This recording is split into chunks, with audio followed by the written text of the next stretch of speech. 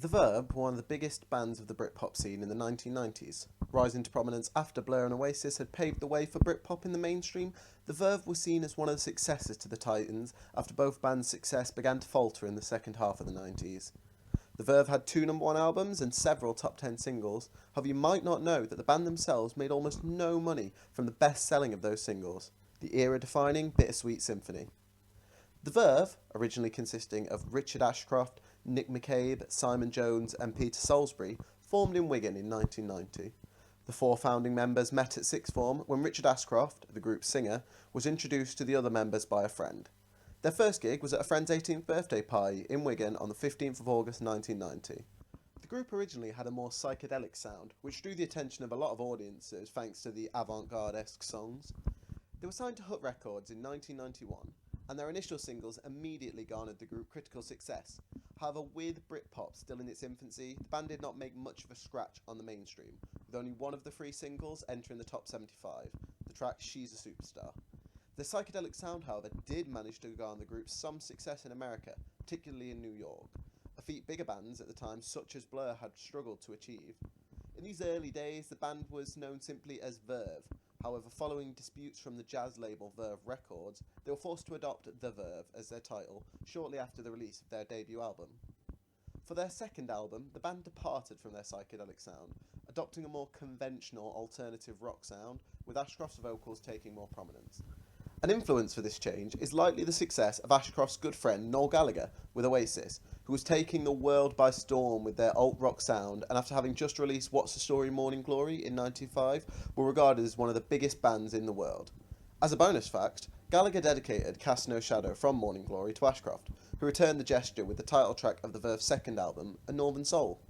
The first single from the second album, This Is Music, reached number 35, the band's first top 40 single, followed on by On Your Own, which reached number 28. Upon its release, Northern Soul reached the top 20 in the album charts. However, rather than riding on the success, Ashcroft announced that the band would break up 3 months later, citing a general dissatisfaction with where his life was at the time and the direction it was heading.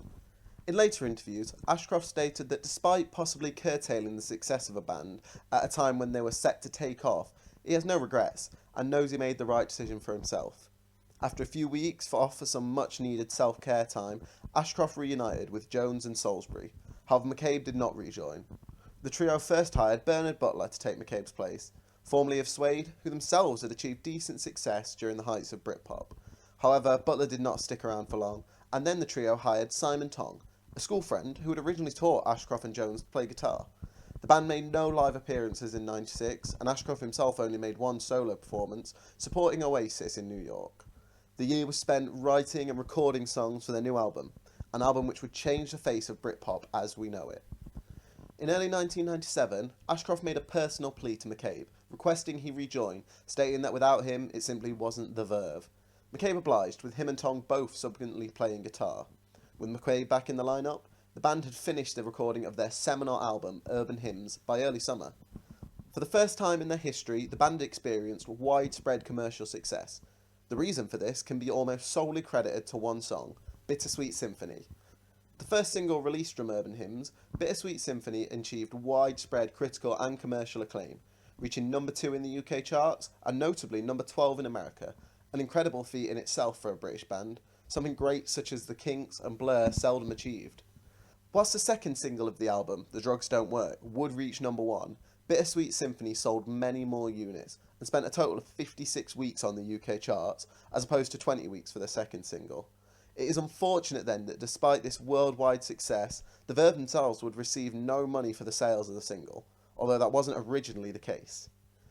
Bittersweet Symphony is iconic, be it that famous video of Richard Ashcroft walking down a busy Hoxton street, oblivious to the world around him, or those beautiful strings which lead the track's infectious riff. It's a real shame then that it's those strings which caused all the trouble for the band.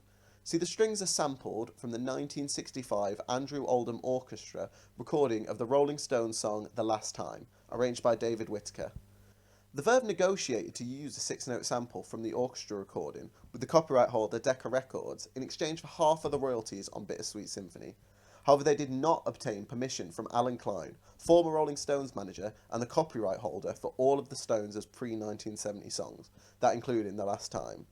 Klein believed that Ashcroft and the boys had used far more of the last time than had been agreed upon.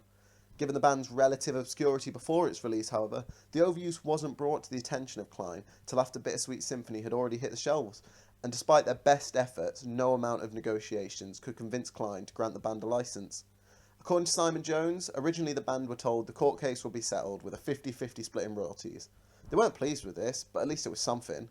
Unfortunately, as the success of the song became apparent, ABKCO, the holding company for all the songs owned by Klein, decided to expand their lawsuit and claim 100% of the royalties for the song, citing the importance of the strings in the success of the song and the fact that they had used more than a single sample. And whilst this is probably true, the strings are just a building block for a piece of brilliant songwriting by Ashcroft. Eventually, the case was settled out of court, with the Verve relinquishing publishing rights to ABKCO, royalties to Klein, and the songwriting credits were changed to Jagger Richards, with Ashcroft only receiving $1,000 for complete relinquishing of the rights. Evidently not happy with this deal, which essentially left the Verve with the choice of either handing over the rights or removing Bittersweet Symphony from sale, Ashcroft is quoted in saying sarcastically, "It's the best song Jagger and Richards have written in 20 years. Unfortunately though, this was not the end of the woes for the Verve with regards to Bittersweet Symphony, as after ABKCO had taken their share of the pie, Oldham thought he was due more than he was given, and in 1999 sued the band separately for $1.7 million in mechanical, which refers to songwriter, royalties. This was another case settled outside of court, with a percentage of the royalties being given to Oldham. Therefore, since 1999, all the money earned from the song has been split between Oldham, Klein, Jagger and Richards. The Verve themselves would go on to have a short but successful career, with Urban Hymns itself knocking Be Here Now by Oasis from the top spot, and the band winning 2 Brits for Best Group and Best Album, nominations for 3 MTV Music Awards, and even a Grammy nomination for Best Rock Song. Alas, this success was fleeting, as after a string of disagreements and bust-ups, the band would split in April 1999. Ashcroft went on to have a decent solo career, with his good standing amongst his contemporaries giving him plenty of opportunities, and the other members would have a run of mildly successful bands. Despite Ashcroft once stating you'd be more likely to get all 4 Beatles on stage than a Verve reunion, the band did manage to recombine in 2007, albeit without Tong, who was deliberately not asked to rejoin to keep internal disputes to a minimum. The band released Fourth on the 25th of August 2008, which again reached number 1 in the UK, showing their 90s fame was not just a flash in the pan, and the band did have the legs to earn the icon status which had been thrust upon them. The story ends happily though, as in May 2019, Ashcroft received the Ivor Novello Award for Outstanding Contribution to British Music from the British Academy of Songwriters, Composers and Authors. Ashcroft announced in his acceptance speech that after negotiations with Klein's son Jody and current Rolling Stones manager Joyce Smith, the dispute was over, and as of April 2020, Jaggers and Richards had signed over all publishing rights to Ashcroft, a feat he described as truly magnanimous. Ashcroft thanked Jagger and Richards for acknowledging him as the writer of a masterpiece. The reaching of peace was especially pleasing for Ashcroft, a huge football fan, as they play Bittersweet Symphony before England games, and it means he can finally watch his country play without being pissed off. So that's all for today. What do you think? Were ABKCO right to claim ownership of the song? In my opinion, the initial 50% deal was probably fair, as the strings are iconic, but they shouldn't detract from the brilliant song Ashcroft wrote over the top of them. However, even without any of the royalties, the band were smart enough to know that the exposure they were getting from Bittersweet Symphony's success was worth them not pulling it from the shelves. But you don't come here for opinions, you come for facts. So if you disagree, that's fine too. If you enjoyed the video, leave a like and subscribe, and otherwise have a brilliant day.